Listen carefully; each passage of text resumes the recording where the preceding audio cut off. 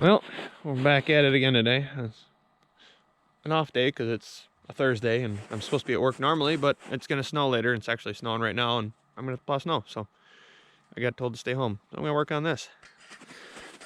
They're inside right now, but I got the flange to go to the back of the turbo housing there. And then I got another elbow so I can get rid of this rotten out muffler. So yeah, I gotta get this out of here. So I gotta cut this clamp, cut this wire that's sort of holding the muffler on. I'm gonna slide the whole assembly out, and then we're gonna have to do some test fitting stuff and get this all set up. So I'm gonna stretch my cord out. I got my grinder over here with the cutoff wheel. So yeah, I'm gonna start getting to it. Well, there it is. That goes to turbo, under the cab, into the muffler, sorta, and then out of the muffler and also out of the muffler. So yeah. So yeah. Get this one off. Get that flange off there. See where my elbow fits here. Try to get my length over here set, because I think I have a little bit of room there. So I'm gonna get my stuff set over there so I get into the stack, and then I'll adjust this end accordingly. So yeah, I'm gonna go get that done. All right, so sorry for the lack of footage here, but without further ado, we have the repaired-ish exhaust. There's still like rust holes there, and the welds look terrible because I did this with a stick welder because that's what I got, and it was welding, so I decided to just weld her up. Otherwise I was gonna bring it to work, but I said screw it and let's get this done. So yeah, they're kind of ugly, but they'll work. This here is a Paul Special Redneck exhaust leak repair. So this works. Actually, I've done it before. You just get some, preferably the heavy gauge stovepipe, or ducting tubing steel, and you can cut it with the tin snips to fit your area. Get a couple good hose clamps, the good ones. If you get the cheapy ones, you can't get it very tight.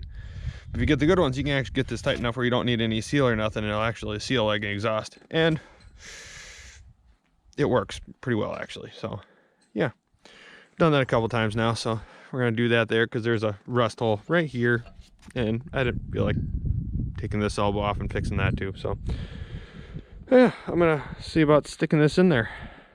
Well, there, again, kind of just getting ahead of myself, but attached to the back of the turbo, back down, around. I technically need to make a hanger or something that's gonna be bounced off the frame there, but it is what it is.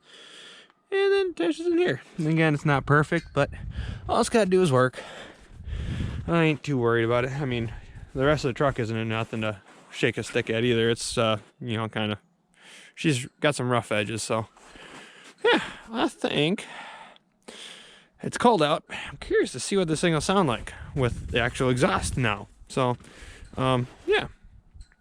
All right, well,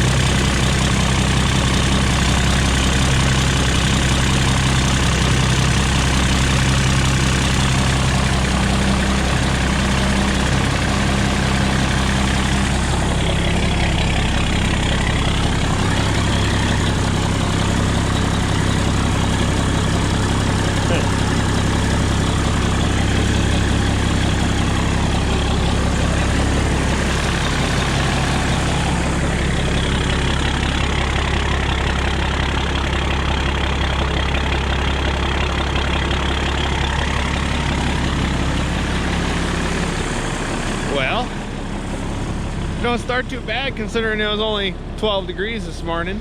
It was probably not much warmer than that. Yesterday was warm, but the day before that was cold. So been pretty cold, and it hasn't been started in a little over a week, so yeah, not too bad for an old girl.